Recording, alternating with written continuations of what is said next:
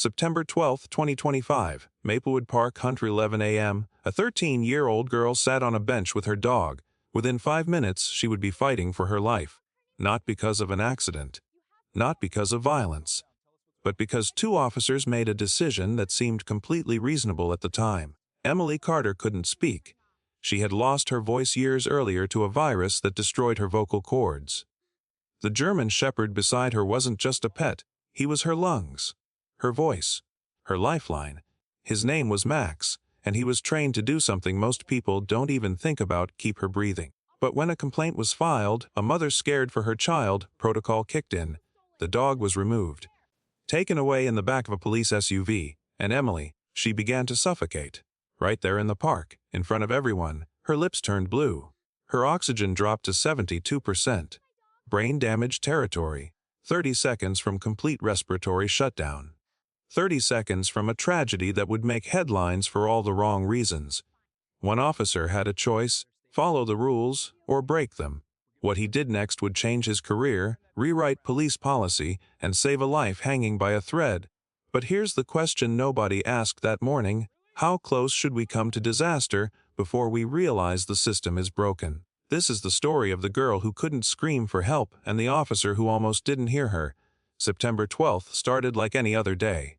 By 1:16 a.m., it became the day everything changed. Stay with us because this story will leave you speechless. Before we start, make sure to hit like, share, and subscribe. And really, I'm curious. Where are you watching from? Drop your country name in the comments. I love seeing how far our stories travel. September 12, 2025, Maplewood Community Park was busy in the late morning. Children were playing on the swings and slides. Parents stood nearby watching them. Joggers moved along the walking path. It was an ordinary day. 13-year-old Emily Carter was sitting on a wooden bench near the fountain. Next to her sat Max, her German shepherd. He was calm and alert. He wore a vest with clear lettering: medical and communication service dog. The label was easy to read. People who passed by noticed it. Some smiled at Emily. Others gave them space, understanding that Max was working. Emily observed her surroundings quietly. She did not speak because she could not. She lost her voice years ago. Instead of talking, she relied on a small whiteboard attached to her bag to communicate. She paid attention to sounds and movement around her. Max helped her interact with the world. He was trained to recognize changes in her breathing and respond to medical emergencies. He also had buttons on his harness that played recorded messages such as, "I need help," and "She cannot speak." Two officers from the Portland Police Bureau walked toward the bench. Their steps were steady and direct. They stopped in front of Emily.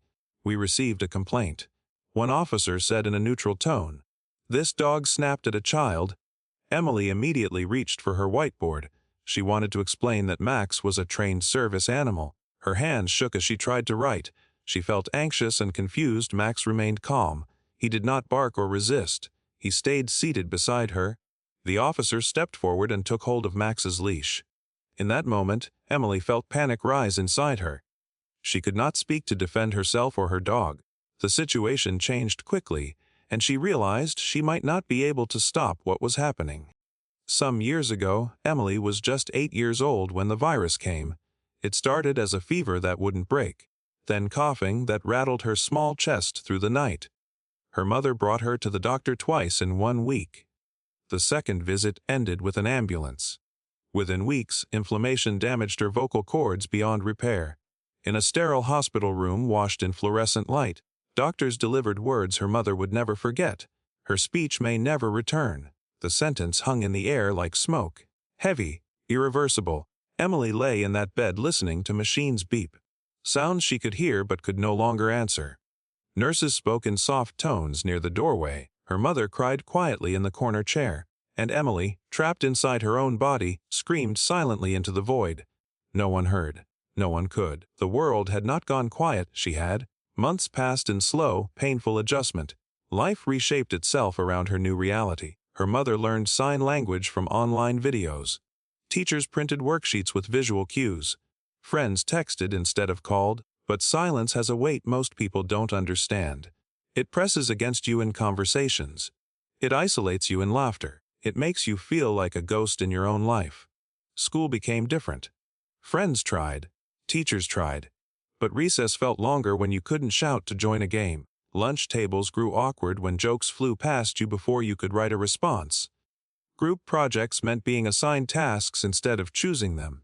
Slowly, Emily learned to carry her silence like armor, heavy, protective, lonely. She stopped raising her hand in class, stopped trying to join conversations, stopped expecting people to wait while she wrote her thoughts on paper. It was easier to disappear. In 2022, hope arrived on 4 paws. Pacific Northwest Service dogs trained a German shepherd named Max specifically for Emily. He learned more than commands. He learned her breathing patterns, the way her shoulders stiffened before an episode, the subtle shift in her posture when panic crept in. He learned to press harness buttons that played recorded phrases. I need help. Please give space. I can't speak. For the first time since the hospital, Emily wasn't invisible. Max didn't replace her voice. He restored her presence. He gave her a way to exist in spaces that had forgotten how to listen. And now, in Maplewood Park, on a morning that felt like any other, that presence was being led away in the back of a police SUV. The door shut. That sound echoed, and Emily's chest began to tighten in a way Max would have noticed immediately. But Max wasn't there. Done 16 a.m. The officer's voice was calm, procedural, exactly as trained. Until review is complete, the animal must be removed. His hand rested on his belt. His partner stood near the SUV, door already open. Protocol was being followed. Everything was by the book. Standard operating procedure for animal complaints. No exceptions, no gray areas. The system was designed this way. Clear, efficient, fair. Emily wrote quickly on her whiteboard, letters shaky but legible. He warns before I stop breathing. She held it up. Her eyes pleaded. The officer glanced at the board. His expression didn't change. He read the words, processed them, then nodded toward animal control. Max was guided into the SUV. His claws clicked against the metal floor. The crate door clicked shut. That sound echoed louder than it should have. Louder than the traffic. Louder than the children still playing nearby. Emily's chest tightened. She pressed her hand against her throat where a small sensor monitored oxygen levels. The device was thin, barely visible beneath her collar. Max normally nudged it at the first sign of drop. His cold nose against her wrist was her warning system. But Max wasn't here. Her breathing grew shallow. Quick, uneven. The tightness spread from her chest to her shoulders. Her vision blurred at the edges. She tried to focus on the whiteboard. Tried to write again. But the marker slipped from her fingers. Her mother, who had been parking the car across the lot, saw the crowd forming. Something was wrong. She ran toward the bench, grocery bags forgotten on the pavement. She has respiratory paralysis episodes. Her voice cracked with desperation. The officer turned. His face shifted. Confusion, then concern. The crowd began to gather. Phones came out. Whispers spread like wildfire. What's happening? Is she okay? Someone call 911. Emily dropped her whiteboard. It clattered against concrete. The marker rolled away unnoticed under the bench. Her oxygen monitor began to beep. Soft at first, then sharper. The sound cut through the murmurs, high-pitched, insistent, alarming. Her lips paled. Color drained from her face. Her hands clutched her chest. Her mother knelt beside her, hands shaking. She's freezing up, she cried. Max stimulates her diaphragm when this happens. The officer's training kicked in. He knelt beside Emily. Mom, does she have medication? Emily's mother shook her head. She needs Max. He applies pressure. He keeps her breathing. The truth unfolded rapidly. Max's growl earlier had not been aggression. A curious child had reached toward Emily's oxygen line, the thin tube clipped to her collar. The child hadn't understood what it was. Just curious, just playing. Max had blocked the child's hand. Not attacked, blocked. The way he'd been trained. The way he'd done 100 times before. Protective positioning. No teeth. No contact. Just his body between Emily and potential danger. The officer's expression shifted. Understanding arrived. Then regret. Too late. His jaw tightened. His hand moved to his radio. Turn that vehicle around. Now, his voice was sharp. Urgent. The casual procedure was gone. This was an emergency. His partner's voice crackled back. Copy. Returning. But the SUV was already 3 blocks away. Traffic slowed its return. Red light. Pedestrians crossing. Every second stretched. Emily's mother held her daughter's face. Stay with me, baby. Stay. Her voice trembled. Tears blurred her vision. The crowd stepped back, giving space but not leaving. Someone shouted, "Where's the ambulance?" Another voice, "She's turning blue." The officer looked toward the street. The SUV was nowhere in sight. His chest felt heavy. Procedure had been followed. Everything had been done correctly, but something was desperately wrong. And, for the first time in his 12 years on the force, Officer Daniel Hayes understood that being right and being correct were not the same thing. The SUV made a sharp U-turn at the intersection. Tires squealed against asphalt. The driver's foot pressed hard on the accelerator. Inside the crate, Max stood rigid, his ears pinned back. His body tense, he whined, high-pitched, desperate. The sound cut through the metal barriers. He could smell her from blocks away. Fear, panic. The chemical change in her sweat. Every instinct screamed at him to run, to break free, to get to her. Back at the park, Emily's lips tinged blue. The color spread slowly. Her mother's voice became frantic. "Where is he? Where's the dog?" Paramedics were en route, but traffic was thick. The dispatcher's voice stayed calm through the radio. "ETA 4 minutes." 4 minutes felt like forever. Officer Daniel Hayes felt something heavy settle in his chest. A weight he couldn't name. Guilt, fear, responsibility. Procedure had been followed. The complaint had been filed. The animal had been removed. Everything was correct. Everything was legal. But everything was wrong. He watched Emily struggle for breath and realized policies were written by people who had never watched a child suffocate. The SUV screeched back into the park. Gravel sprayed. The door flew open before the vehicle fully stopped. Daniel didn't wait for his partner. He didn't wait for authorization. He opened the crate himself, breaking protocol for the second time that morning. Max leapt out, no hesitation, no confusion. He ran straight to Emily. His paws hit the pavement hard. His body was a blur of brown and black fur. The crowd parted instinctively. Max didn't acknowledge anyone. His focus was singular, absolute. He reached Emily and pressed his paw against her upper chest. Rhythmic pressure. Firm, steady. The way he'd been trained. 1 second, 2 seconds. Emily's mother held her breath. The crowd went silent. Phones still recorded, but no one spoke. The only sounds were the beeping monitor and Max's focused breathing. Then Emily gasped, a shaky, desperate breath. Her chest rose. The monitor's beeping slowed, steadied. Numbers climbed on the small screen, oxygen levels rising. Her mother sobbed. Relief poured out in broken sounds. She wrapped her arms around both Emily and Max. "Thank you," she whispered into his fur. "Thank you, thank you, thank you." Daniel removed his cap. He ran a hand through his hair. His heart pounded, his hands trembled. Max hadn't barked. He hadn't fought. He hadn't caused a scene. He had simply done his job. And in doing so, he had saved her life, again. The paramedics arrived 2 minutes later. They checked Emily's vitals, administered oxygen, asked questions in quick succession. But the crisis had passed. Max sat beside Emily on the bench, his body pressed against her leg. His breathing was heavy, exhausted, but his eyes never left her face. Daniel stood back watching. The crowd began to disperse. Some people lingered, recording the aftermath. Others walked away whispering. A woman with a stroller stopped beside him. "You brought him back," she said softly. Daniel nodded. He didn't trust his voice. "You saved her?" the woman added. Daniel shook his head. No, the dog did. But deep inside, Daniel knew the truth. He had almost killed her. Not with malice. Not with cruelty. With efficiency. With procedure. With the kind of correctness that forgets to ask the right questions. He looked at Emily, color returning to her cheeks, and made a silent promise. This would never happen again. Not on his watch. Not to anyone. The truth was undeniable. 30 seconds. That's how close it had been. 30 seconds between life and death. Between procedure and tragedy. And those 30 seconds would haunt Daniel Hayes for the rest of his career. Security footage was reviewed that afternoon in a small office inside the police bureau. 3 people crowded around a monitor.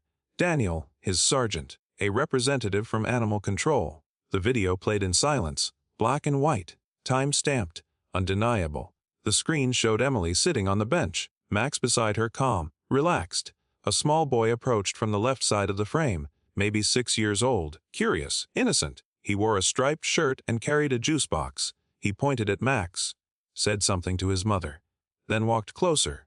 His hand reached toward Emily's neck, not aggressively, not roughly, just exploring. Children don't understand boundaries the way adults do. His fingers moved toward the thin oxygen tube clipped to her collar. the clear plastic line that kept her breathing stable. Max stepped forward. One motion fluid, trained. His body blocked the child's hand. His posture was clear, protective. Not a single tooth showed. No snarl, no lunge, just positioning. The child stepped back, startled. His mother rushed over. She pulled him away quickly. Too quickly, fear in her movements. Misunderstanding in her eyes. That's when she filed the complaint. The video didn't lie. It showed exactly what happened, frame by frame, second by second. There was no aggression, no threat. Just a service dog doing exactly what he was trained to do. Protect his handler from medical danger. Daniel exhaled slowly. His sergeant leaned back in his chair. The springs creaked. The dog prevented a medical emergency, he said. His voice was flat, factual. The animal control officer closed her tablet. That's textbook service animal behavior. Blocking, redirecting, no aggression whatsoever. She looked at Daniel. The complaint was fear, not fact. Within days, the video was shared internally. Training sessions were scheduled. Policy discussions began. Command staff reviewed protocols. Legal reviewed liability. Public relations prepared statements. Within weeks, a new protocol was drafted. No certified medical service animal shall be removed without immediate medical verification and consultation with the handler. The language was precise, legal, necessary. It closed the loophole that had almost killed Emily. But policy wasn't enough for Daniel. Words on paper didn't erase what happened. They didn't restore the minutes Emily spent struggling to breathe. They didn't undo his mistake. He requested Emily's address from the incident report. He went to her home personally. No uniform, no cameras, no press, no partner. Just a man carrying guilt he couldn't file away in a report. He knocked on the door. Emily's mother answered. Her expression was guarded. Tired, dark circles under her eyes. She hadn't slept much since that morning. Mrs. Carter, I'm Officer Hayes. He removed his cap, held it against his chest. I came to apologize. She studied him for a moment, measuring his sincerity, then stepped aside. Come in. The living room was small, walls covered the walls. Emily at different ages, always smiling, always silent. Birthday parties, school events, family vacations, a life documented in images instead of recordings. Max appeared from the hallway. He looked at Daniel. No aggression, just recognition. His tail gave a small wag. Emily followed behind him. She wore a hoodie and jeans. Her whiteboard hung from a strap around her neck. Daniel sat on the edge of the couch, his hands clasped between his knees. I'm sorry I took your voice away. His voice cracked. He didn't try to hide it. I followed procedure. I did what I was trained to do. But I didn't listen. And I almost hurt you because of it. Emily picked up her whiteboard. She wrote slowly, carefully. Her marker moved with deliberate precision, then turned it toward him. You gave it back. Daniel read the words twice. His throat tightened. He nodded, unable to speak. I'm going to make sure this doesn't happen to anyone else. I promise you that. Mrs. Carter sat down beside her daughter. Policy changes are good, officer, but accountability means more. She looked him in the eye. Real accountability, face to face. Thank you for coming here. Daniel stood. Max walked him to the door. At the threshold, Daniel crouched down. He met Max's eyes, brown, intelligent, forgiving. You're a better cop than I'll ever be. Max's tail wagged once, slow, forgiving. As Daniel walked to his car, he realized something. Redemption wasn't a policy change. It wasn't a public apology. It was this, a quiet living room, a handwritten message, a family willing to see him as human. He sat in his car for a long time before starting the engine. The street was quiet, ordinary, but Daniel felt different. Heavier in some ways, lighter in others. He had made a mistake. A big one, but he had owned it, not in a press conference, not in a memo. In the place where it mattered most, face to face, eye to eye, human to human, he drove away knowing the hardest part wasn't changing policy. It was changing himself. And that work had only just begun. November 3, 2025, Lenhard 05 a.m., Portland City Hall Plaza. The sky above City Hall was sharp and clear, not a cloud, the kind of blue that belonged on postcards, the kind of day that felt too beautiful for controversy. Cameras lined the steps. Microphones hovered like impatient questers. Reporters stood in clusters, reviewing notes, checking angles, waiting for the moment. The new protocol had passed unanimously 2 days earlier. City Council voted 5-0. The language was strong. The implementation timeline was clear. Mandatory training for all officers within 90 days. On paper, it looked like justice clean. final resolved. But outside, in the plaza where crowds gathered, it was complicated. Social media had ignited the moment the video went public. The footage of Emily struggling to breathe had been shared millions of times. Comments flooded in from everywhere. Every platform, every opinion. Police overreacted. Service dogs get special treatment. This is emotional manipulation. What about the child who was scared? Why should dogs have more rights than people? The internet, as always, was divided, loud, certain, cruel in its certainty. Emily stood beside Max at the top of the city hall steps. Her mother stood close, one hand resting protectively on her shoulder. Max sat perfectly still. His vest gleamed in the sunlight, freshly brushed. Official. Cameras aimed at them. Flashes popped like small explosions. The noise wasn't shouting, it was something worse. Judgment, whispers, speculation. The weight of 1,000 opinions pressing down. Emily froze. Crowds had never been easy since the hospital. Sound felt heavier when you couldn't answer it. Questions felt sharper when you couldn't defend yourself. Her breathing quickened. Her hand moved to her chest. The familiar tightness crept in. Max sensed the shift instantly. His head turned toward her. His ears flicked. His body leaned against her leg, applying grounding pressure the way he'd been trained. Deep pressure therapy. Immediate. Instinctive, her breathing steadied slowly. The tightness eased. She placed her hand on his head, felt his warmth, his solidity. He stayed firm. Officer Daniel Hayes stepped forward, not as a hero, not as a defendant, but as a man who had learned something. He faced the press. Cameras turned toward him. Microphones angled closer. Reporters leaned in. He didn't read from notes. He didn't glance at the police chief standing behind him. He didn't check with the department's PR team. He just spoke. "We didn't overreact," he said evenly. His voice carried across the plaza. Strong, honest, we under-listened. The words landed differently than any apology. There was no defensiveness, no excuse, no justification wrapped in technical language. Just truth. Raw, uncomfortable, necessary. Silence spread across the plaza. Reporters paused, pens stopped moving. Cameras kept rolling, but the energy shifted. For a moment, the performance stopped. The noise dropped. And in that quiet, something changed. Daniel continued. "I followed procedure that day. I did what I was trained to do. But procedure isn't enough when it doesn't account for humanity." He looked at Emily. Met her eyes. "I'm sorry." Not just to Emily. To every person who's ever been dismissed because we didn't take the time to understand. A reporter raised her hand. "Officer Hayes, do you think this policy will prevent future incidents?" Daniel shook his head.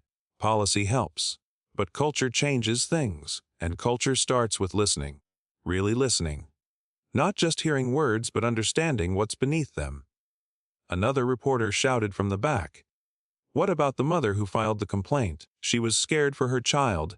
Daniel nodded. "She had every right to be scared. Fear is valid. But fear doesn't always mean danger. And that's what we need to learn as officers, as humans. How to tell the difference. How to pause. How to ask questions before we act." The crowd began to murmur. Not in anger. In thought. The story stopped being about blame. About winners and losers. About who was right and who was wrong. It became about listening. About the space between intention and impact. About the cost of efficiency without empathy. Emily's mother stepped forward. She wasn't scheduled to speak. No one had asked her to. But she walked to the microphone anyway. Her voice trembled at first, then strengthened. "My daughter almost died because no one stopped to ask questions.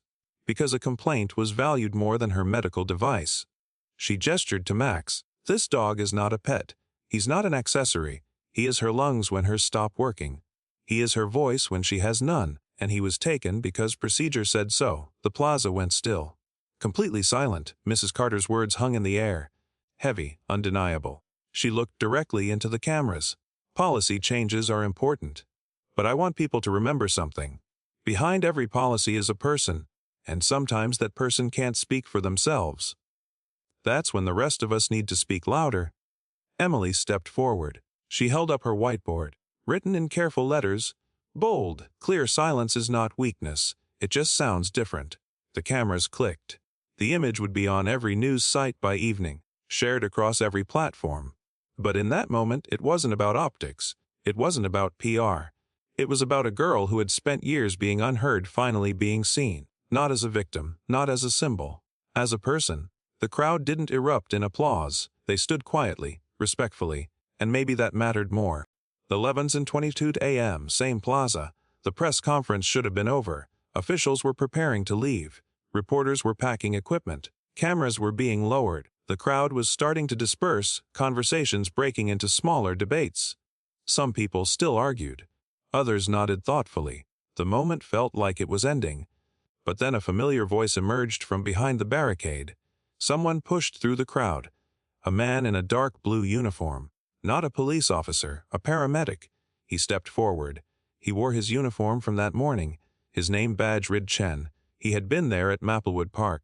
He hadn't planned to speak. Hadn't prepared remarks. But something about the crowd's murmurs, the lingering skepticism, the dismissive comments he overheard, made him step up, made him speak. He adjusted his cap before speaking. "I don't usually talk to media," he said. His voice was steady, practiced. The voice of someone who had delivered bad news before, who had seen things most people only read about. But people should understand something. The plaza grew still. Cameras turned toward him, microphones swiveled. Reporters who had been halfway to their vans stopped, turned back. Chen had their attention. "When we arrived at Maplewood Park that morning, Emily's oxygen saturation was at 72%. He paused. Let the number sink in. Let it settle over the crowd. Normal is 95 to 100. Anything below 90 is concerning. Below 80 is critical." His eyes scanned the crowd, making eye contact, making it real. She was at 72. A reporter whispered, almost to himself, "How bad is that?" Chen looked at him directly. "That's brain damage territory. That's the point where cells start dying, where organs start shutting down, where seconds matter more than minutes." The crowd shifted, uncomfortable. The abstract debate suddenly felt concrete. "Real," Chen continued. "We measured her oxygen levels the moment we arrived. Standard procedure. Then we checked the timeline from dispatch. From the moment the dog was removed to the moment he returned was 8 minutes. He held up his tablet, showing the log data. Timestamps, measurements, clinical records. When the dog came back and applied pressure, her oxygen climbed from 72 to 86 in under 40 seconds. Someone in the crowd gasped. Chen nodded. 40 seconds. That's not coincidence. That's medical intervention. That's a trained service animal doing exactly what he was trained to do. If that dog hadn't returned when he did, if Officer Hayes hadn't turned that vehicle around, Emily had about 30 seconds before complete respiratory shutdown. 30 seconds. The number echoed through the crowd like a dropped stone in water, ripples spreading. It wasn't dramatic. It wasn't exaggerated. It was clinical, factual, undeniable. A reporter stepped forward. "Are you saying she would have died?" Chen's expression didn't change, didn't soften. "I'm saying her chances of survival dropped significantly with every second that passed." The dog didn't just help. He was the intervention. He was the difference between a medical emergency and a tragedy. Daniel stood off to the side, hands clasped in front of him. He felt the weight of those words. 30 seconds. He had been 30 seconds away from a completely different outcome. From a funeral instead of a press conference. From a gravestone instead of a policy change. From ending a life instead of saving one. Emily's mother closed her eyes briefly, reliving the image. Blue lips, gasping breath, her daughter's hand clutching her chest. The beeping monitor. The crowd watching, the feeling of absolute helplessness. The crowd no longer looked divided. They looked sobered, quiet, reflective. Chen stepped back, his statement complete. He hadn't come to argue, he had come to clarify, to add context. Because in his line of work numbers mattered more than narratives. And the numbers were clear. Brutally clear. The plaza stayed quiet for a long moment. No one rushed to ask follow-up questions. No one shouted challenges. The weight of 30 seconds hung over everyone. Then a reporter raised her hand. "Officer Hayes, how do you feel knowing how close it was?" Daniel stepped forward. His jaw was tight. His voice was steady but strained. "I feel like I failed. Policy or no policy, I almost cost a child her life because I didn't ask enough questions, because I prioritized procedure over people." Another reporter followed up. "Do you think other officers would have done the same?" Daniel nodded. "Yes, because we're trained to follow procedure. And most of the time, that's the right thing to do. Procedure keeps people safe. But this situation showed me that procedure without judgment is dangerous. That blindly following rules without thinking about context can kill. A voice from the back shouted, "What about the mother who complained? Should she feel guilty?" Daniel shook his head firmly. "No. She saw something that scared her. She reported it. That's what we ask people to do. The failure wasn't hers. It was ours. The systems, we didn't verify before we acted. We didn't ask questions before we intervened." The conversation shifted. The blame dissolved. Because 30 seconds wasn't about who was right or wrong. It was about how close the margin was between life and death, how fragile the line was between procedure and tragedy, how easy it was to do everything correctly and still cause harm. Emily remained at the top of the steps, Max beside her. She watched the crowd process the information, watched faces change from skepticism to understanding, from judgment to empathy. She didn't feel vindicated, she felt tired, because this was her life, every day, every breath, and now the world knew how thin the thread was. Her mother squeezed her shoulder. Max leaned against her leg. And Emily understood something. The crowd would forget the numbers eventually. The 30 seconds would fade into headlines, then archives, then history. But she would remember. Because those 30 seconds weren't math to her. They were terror. They were proof that her life depended on a dog who loved her more than anything. And that truth, no policy could ever fully capture. November 10, 2025, 1:40 a.m., Maplewood Middle School Auditorium. Sunlight streamed through tall windows illuminating rows of students seated quietly, 300 faces. Middle schoolers were never fully quiet. There were always whispers, shuffling feet, the occasional cough, nervous laughter, but when Emily walked toward the podium, the noise died. Completely. The kind of silence that felt reverent. Max walked beside her. His paws made soft clicks against the hardwood stage. His vest caught the light. "Service dog medical alert. Do not pet." The words were clear, bold, impossible to miss. The students read them, some pointed, others stared. But no one spoke. The principal introduced her softly. Ramirez had known Emily since 6th grade. She had watched her navigate a world that wasn't built for silence. Watched her struggle. Watched her adapt. Watched her grow stronger. "She has something important to share," Mrs. Ramirez said. Her voice carried genuine respect. Then she stepped aside. Emily stood still. The microphone was adjusted to her height. But she wouldn't use it. Not in the way most people did. She held her whiteboard for a moment. The marker felt heavy in her hand. Familiar, necessary. Then she lowered it. She had prepared something different. She reached for Max's harness. Her fingers found the small speaker attached to the vest. The device she'd programmed herself. She pressed the button. The room was silent enough to hear fabric shift. Breathing, the creak of chairs. Then the recorded message played. One she had programmed herself. Her own voice. Recorded years ago before the virus. Before everything changed. Silence is not weakness. It just sounds different. For a heartbeat, nothing moved. The student sat frozen. Processing. Understanding. The words hung in the air, simple, powerful, undeniable. Then applause erupted, not polite applause, not obligatory, real applause. The kind that started slow and built like a wave. Hands clapped, feet stomped. A few students stood. Then more. Then the whole auditorium. The sound was overwhelming. Emily felt her chest tighten.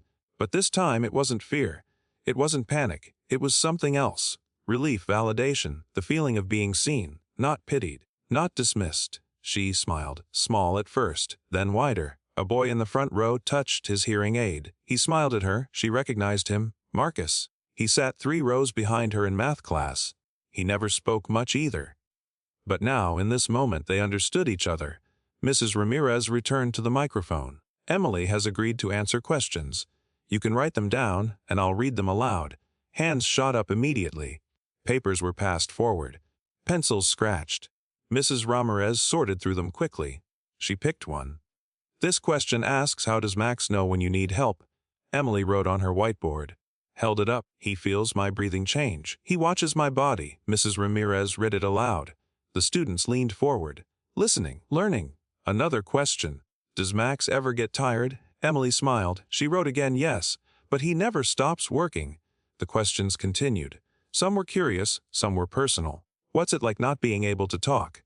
Emily paused, thought carefully, wrote slowly. "It's like everyone else is shouting and I'm whispering. But Max helps people hear me." A girl in the 3rd row raised her hand. "Can I ask something?" Mrs. Ramirez nodded. The girl stood. I saw the video. The one where the police took Max. Were you scared? The auditorium went silent. Every eye on Emily. She looked at Max. He looked back. His brown eyes steady, trusting. She picked up her marker, wrote carefully. I was terrified, not because of the police, because I thought I'd never see him again. The girl sat down slowly. Another student stood. This one didn't ask permission. That was messed up. They shouldn't have done that. A few students murmured in agreement. Mrs. Ramirez raised her hand. Let's keep this respectful. But Emily was already writing. She held up the board. They made a mistake. But they fixed it. That's what matters. The room absorbed her words. Forgiveness wasn't what they expected. Anger would have been easier, more satisfying. But Emily had learned something the crowd outside City Hall hadn't. Anger was easy. Forgiveness was harder. But it was also the only way forward. The assembly ended 20 minutes later. Students filed out slowly. Some stopped to look at Max. A few waved at Emily. One girl approached shyly. Can I take a picture with you? Emily nodded. The girl stood beside her. Max sat between them. The photo was taken. The girl thanked her 3 times before leaving. By the time the auditorium emptied, Emily felt different. Not like the girl from the news. Not like the victim from the viral video. She felt like herself. Not rescued. Not pitied. Respected. And for the first time in months, the weight she had been carrying felt lighter. Max nudged her hand. She scratched his ear. Good boy, she whispered in her mind. He wagged his tail. And together, they walked off the stage into the sunlight streaming through the doors. Into a world that felt a little less heavy. A little more understanding. A little more willing to listen to voices that sounded different. December 2025, 9:15 a.m., Portland Police Bureau Headquarters. The internal review concluded 3 weeks after the incident. Daniel sat in a small conference room on the 3rd floor. Hands folded on the table. Back straight. The room smelled like coffee and old carpet. His sergeant sat across from him. A representative from Internal Affairs sat at the head. The verdict was read aloud. Formal, detached. Officer Hayes violated protocol by releasing the service animal without authorization from Animal Control. The words were expected, accurate. Daniel had known this was coming. However, the IA representative continued, given the medical emergency and the outcome, the violation is classified as minor. A written reprimand will be placed in his file, no suspension. No demotion. But the record would remain. Permanent. Daniel accepted the notice without argument. He signed where indicated. The meeting lasted 12 minutes. When it ended, he stood, shook hands, and left. No drama, no defense. He had broken protocol. The consequences were fair. More than fair. But something had changed inside him. The reprimand didn't feel like punishment. It felt like a turning point. A marker. A line between who he was and who he wanted to become. He walked straight to his supervisor's office. Captain Lee looked up from her computer. Hayes, what can I do for you? Daniel sat down. Didn't wait to be invited. I want to design a training program. Service Animal Response Training. For the whole department. Captain Lee leaned back. Her chair creaked. You sure you want to put your name on that? Daniel nodded. Yes. What happened to Emily can't happen again. Not here. Not anywhere.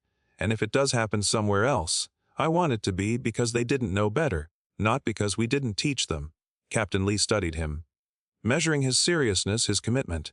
This won't erase the reprimand. Daniel met her gaze. I'm not trying to erase anything. I'm trying to fix what's broken. Trying to make sure the next officer in my position has better tools. Better understanding. Better judgment. She considered this. Then nodded slowly. Write a proposal, I'll review it. If it's good, I'll take it to the chief. 2 weeks later, Daniel stood in front of 40 new recruits. The training room smelled like fresh paint and nervous sweat. A projector displayed an image of a service dog vest on the wall behind him. The recruits were young, eager, confident the way Daniel had once been, fresh from the academy, ready to make a difference. Certain they knew how. When someone can't speak, he began, your job is to listen harder. He clicked to the next slide. It showed Emily's whiteboard. The words she'd written. This girl almost died because I followed procedure without asking questions. I did everything correctly, technically, legally, and I almost killed her.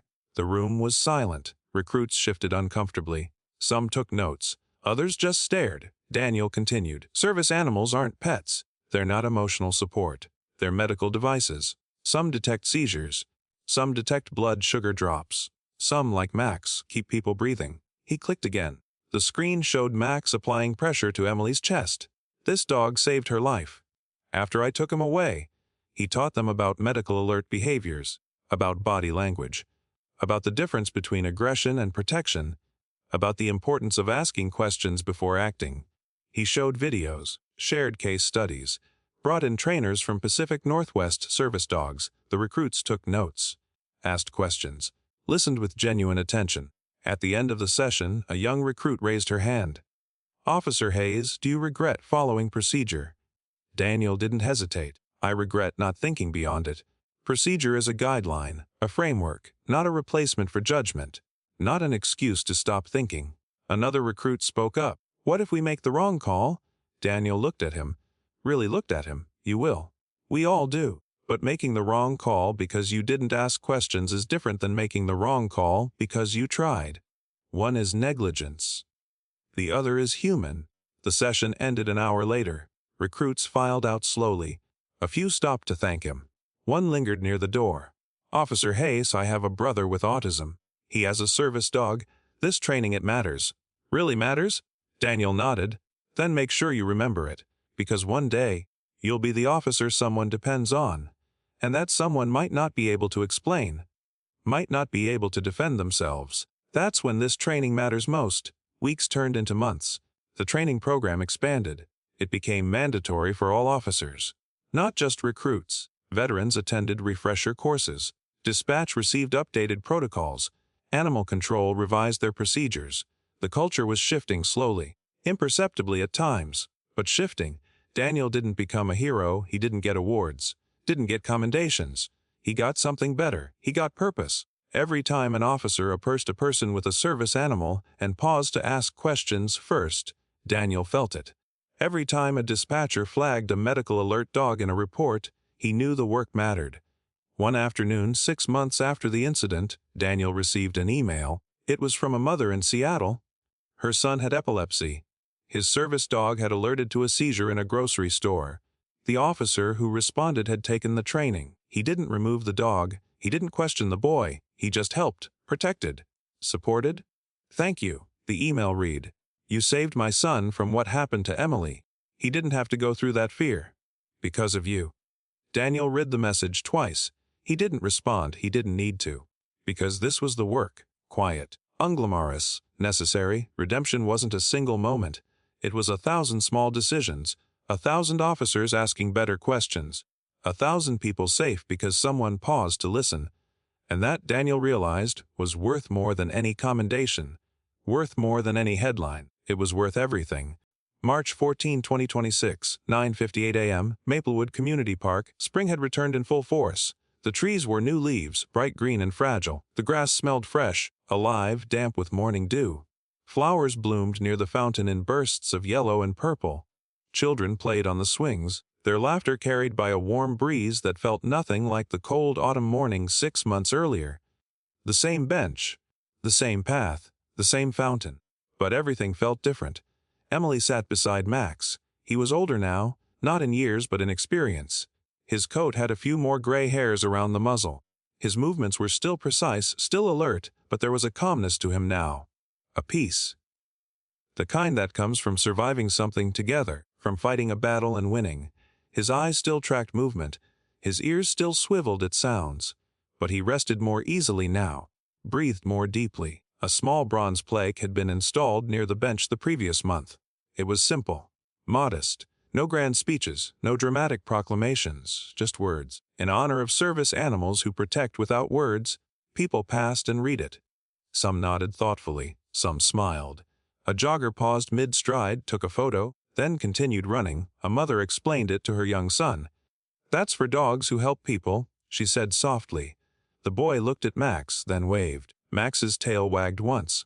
Emily touched the plaque with her fingertips. Cool metal, permanent, solid. She had been there when they installed it. Her mother had cried. Mrs. Ramirez from school had attended. Even Captain Lee had come, standing respectfully in her dress uniform. But Emily hadn't cried. She had just felt seen. Remembered. Max yawned. A big, lazy yawn, his tongue curled, his eyes closed briefly. Emily smiled. Tired, she thought. He looked at her as if answering. Always communicating without words. She scratched behind his ear. He leaned into her hand, content. Peaceful. Footsteps approached on the gravel path. Emily looked up. Officer Daniel Hayes walked by, holding his young daughter's hand. The girl was maybe 4 years old, blonde pigtails bouncing, light-up sneakers flashing with each step. She noticed Max immediately. Her whole face lit up. "Daddy?" she asked, tugging his sleeve. "Why is that dog special?" Daniel knelt down. Not because he had to. Because he wanted to. Because teaching his daughter this lesson mattered more than rushing past. "He teaches people how to hear," Daniel said gently. The girl tilted her head, confused. "But dogs don't talk." Daniel smiled. A real smile, soft, genuine, not with words. "But they listen better than most people. And sometimes listening is the most important job in the world." His daughter processed this. "Like when you listen to me." Daniel nodded. Exactly like that. His daughter looked at Emily, then at Max, then waved shyly, small fingers wiggling. Emily smiled back, waved in return. Max's tail wagged once, slowly. Daniel stood, nodded respectfully to Emily, and continued walking. His daughter skipped beside him. "Can we get a dog?" she asked. "Maybe," Daniel replied. "If we're ready to listen to what it needs." Emily watched them disappear down the path toward the playground. She thought about that morning 6 months ago. The fear, the struggle, the 30 seconds that almost ended everything. It felt distant now. Like something that happened to someone else in another lifetime. But Max's weight against her leg reminded her it was real. It happened. She survived. They survived. A woman jogged past, earbuds in, didn't notice the plaque, didn't notice Emily, didn't notice Max, just ran, lost in her own world. Life moved forward like that. Most people would never know what happened here. Would never understand the terror that unfolded on this ordinary bench. And that was okay. Emily didn't need everyone to know. She just needed the people who mattered to remember. Max shifted position. He pressed his nose against her wrist, the spot where her pulse was strongest. Emily knew what he was doing, checking, monitoring, always on duty even when resting. She placed her hand on his head. "I'm okay," she thought. He settled back down, satisfied, trusting her assessment. The sunlight warmed the grass. Birdsong filled the trees. A squirrel darted across the path, bushy tail twitching. Max's ears perked. Instinct. But he didn't chase. He just watched, observed. His working days weren't over. But his frantic days were. He had done what he needed to do. Saved her. Multiple times. Protected her when systems failed. Guided strangers to help. And now he could just be. Emily pulled out her phone. Opened the Notes app. Typed slowly with one thumb. Some voices never return. But sometimes in their place, a different kind of voice is born. She read it twice, then saved it. Maybe she'd share it someday. Maybe not. Words felt different now. Less urgent. Less necessary. She had spent so long trying to be heard she forgot she was already seen. Max yawned again. Emily laughed silently. Her shoulders shook. Her smile stretched wide. Max looked at her with sleepy eyes. If dogs could smile, he would be. She stood. He stood immediately. Ready. They walked together toward the park exit. No hurry. No destination. Just movement. At the gate, Emily paused. She looked back at the bench, the plaque, the spot where everything changed. She thought about Officer Hayes, about the paramedics, about her mother, about the crowd at City Hall, about the students in the auditorium, about all the people who had seen her, really'd seen her, when she couldn't make a sound. Max nudged her leg, ready to go. Emily nodded. They walked through the gate together. The park behind them, the world ahead. She didn't know what came next, but she knew one thing. She wasn't invisible anymore. Not to the world, not to herself. Some voices never return. That much was true. Emily would never speak the way she once did. That door had closed permanently. But she had something stronger now.